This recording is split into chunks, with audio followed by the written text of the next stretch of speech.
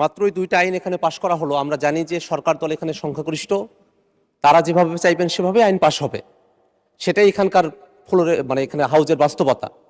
কিন্তু যে দুইটা আইন পাশ করা হলো এবং যে জনমত যাচাইয়ের জন্য এবং প্রস্তাবগুলো উত্থাপন করা হয়েছিল, যিনি সদস্য আছেন তিনিও এই আইনগুলোর বিষয়বস্তু কি তার বক্তব্যের সময় সেই বিষয়টা তিনি উল্লেখ করেন নাই।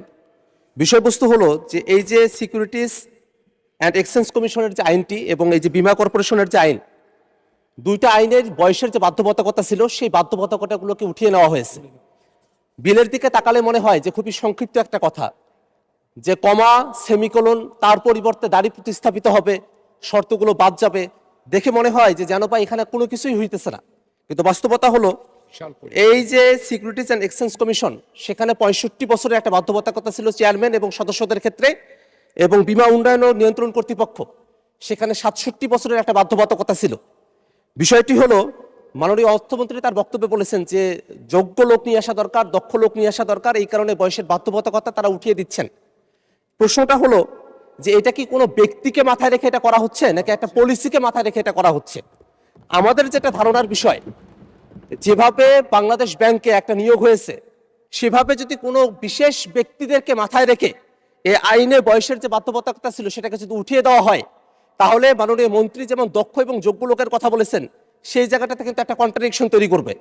আইন পাশ হয়ে গেছে, কিন্তু আমরা বিরোধী দলের পক্ষ থেকে আমাদের কনসার্নগুলো এখানে জানিয়ে রাখছি এই কারণেই, কারণ বিএনপি সরকার 2001-এ যখন ক্ষমতায় এসেছিলেন, তারা তত্ত্বাবধায়ক সরকারের নিজেদের মতো করে উপদেষ্টা বাড়ানোর জন্য প্রধান বিচারপতির বয়স যখন 65 থেকে 67 করেছিলেন, তারপরে একটা দীর্ঘ ভোগান্তি জাতিকে আমাদের পোহাতে হয়েছিল। সে জায়গাটাতে এই যে শেয়ার মার্কেটের মতো একটা জায়গায় নিজেদের মতো করে লোক বসানো হবে, এই চিন্তাতেই যদি বয়সের বাধ্যবাধকতা একেবারে উঠিয়ে দেওয়া হয়, সেখানে বয়সের আর কোনো বাড়ি রাখা হলো না, বীমা কর্পোরেশনের ক্ষেত্রে কোনো বাড়ি রাখা হলো না। এগুলো কিন্তু আর্থিক প্রতিষ্ঠান, দেশের অর্থ সম্পদগুলো যদি এখান থেকে লুটপাটের মতো কোনো পরিবেশ ভবিষ্যতে তৈরি হয়, তার জন্য কিন্তু সরকার দলকে দায়ী থাকতে হবে। মাননীয় স্পিকার, আমরা আমাদের এই কনসার্নটা জানিয়ে রাখলাম। আমরা চাইবো যে সরকার যেভাবে বলেছেন সৎ এবং যোগ্য লোক, দক্ষ লোক, সেই কি পরিমাণ সৎ এবং যোগ্য এবং দক্ষ লোককে সেই প্রতিষ্ঠানগুলোতে সামনে নিয়োগ দেওয়া হবে, আইন তো পাশ করা হয়েছে, সেটা দেখার অপেক্ষায় জাতীয় অপেক্ষা করছে। মাননীয় স্পিকার, আপনাকে ধন্যবাদ। আমার বক্তব্যে আমি পরিষ্কার করেছি এই বিলগুলো কেন আনা হয়েছে, পরিষ্কারভাবে বলা হয়েছে। আপনার এই বিলটা যখন 93-তে হলো, সিকিউরিটি অ্যান্ড এক্সচেঞ্জ কমিশন, তখন গড় বয়স ছিল 57 বছর। মাননীয় স্পিকার, এখন গড় বয়স হচ্ছে 72 বছর। আপনি কি এই লোকগুলোকে কর্মকাণ্ডের বাইরে রাখতে চান? বাংলাদেশের এই নাগরিকগুলোকে, এই অভিজ্ঞ লোকগুলো, তাদেরকে কর্মকাণ্ডের বাইরে রাখতে চান? কোথায় 57 বছর, এখন 72 বছর। এই ডিফারেন্সটা এর মধ্যে যারা আছে তাদেরকে তো আমরা বাইরে রাখতে পারবো না। দ্বিতীয় কথা হচ্ছে, বিশ্বের প্রায় প্রত্যেকটি দেশে যেখানে সাকসেসফুলি এই security and exchange commission operate করছে, তাদের এখানে কোনো এজ বার নাই, এবং তারা সফলভাবে এগুলো পরিচালনা করছে।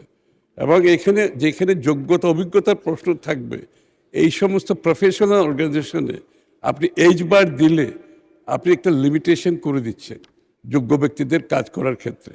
সেটা তো আমরা চাচ্ছি না। সেটা বীমার ক্ষেত্রেও প্রযোজ্য, সেটা যে কোনো প্রতিষ্ঠানের প্রযোজ্য।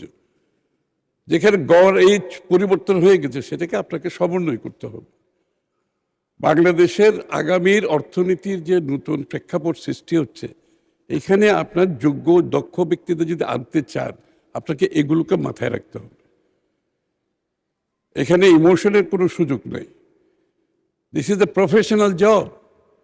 এবং একটা ইকোনমিকে প্রফেশনালি চালাতে গেলে এই পরিবর্তন আনতে হবে বাংলাদেশে।